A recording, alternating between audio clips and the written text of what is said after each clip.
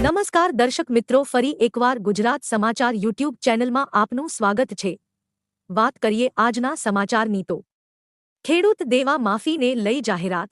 ગુજરાતના કુલ 43 લાખ ખેડૂતો પર દેવાનો બોજ છે, જે કુલ થઈને કુલ ₹90,195 થાય છે। એવામાં આગામી લોકસભાની ચૂંટણીમાં ખેડૂતના દેવા માફીનો મુદ્દો પણ ઉછળે તેવી શક્યતા દેખાઈ રહી છે। જો તેમાં સરેરાશ ગણવામાં આવે તો ખેડૂતોના માથે સરેરાશ 2 લાખથી વધારે રૂપિયાનું દેવું છે, જ્યારે ભાજપ સરકારે 20થી 25 એવા ઉદ્યોગપતિના 8 લાખ કરોડ દેવા માફ કર્યા છે। જો મોટા ઉદ્યોગપતિના દેવા માફ થાય છે તો ખેડૂતોના દેવા માફ કેમ નહીં?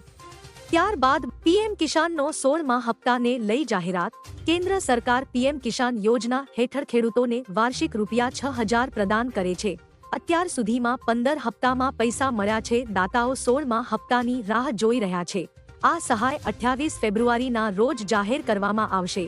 તે દિવસે વડાપ્રધાન મોદીની આ યોજના અંતર્ગત તેના લાભાર્થીનો ખાતામાં ₹2,000 જમા કરવામાં આવશે।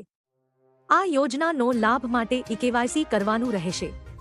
ખેડૂતોના વીજ બિલ માફ। ઉર્જા મંત્રી કનુ દેસાઈએ ગૃહમાં મહત્વની જાણકારી આપી છે, જેમાં ખેડૂતોને ખેતી માટે વીજ કરમાંથી મુક્તિ અપાઈ છે। ગુજરાતમાં ખેડૂતોની આવક બમણી કરવાના ઉદ્દેશ સાથે ખેતી માટે વીજ કર વસૂલવામાં આવતો નથી, તેમને મુક્તિ આપવામાં આવી છે। અગાઉ ગ્રામીણ વિસ્તારમાં વીજ કર વર્ષ 2007માં 10%, જે વર્ષ 2021માં ઘટાડીને 7.50% કરવામાં આવ્યો હતો, જેમાં પણ 250 યુનિટ સુધી કોઈ વીજ કરો વસૂલવામાં આવતો નથી। ઉર્જા મંત્રીએ જણાવ્યું છે કે રાજ્યના ખેડૂતોને વીજબિલના ફિક્સ ચાર્જમાં રાહત આપવા માટે રાજ્ય સરકારે મીટર આધારિત વીજ બિલ ભરતા ખેડૂતો વીજબિલ ફિક્સ ચાર્જમાં રાહત આપવાનો ખેડૂત હિતલક્ષી નિર્ણય કર્યો છે।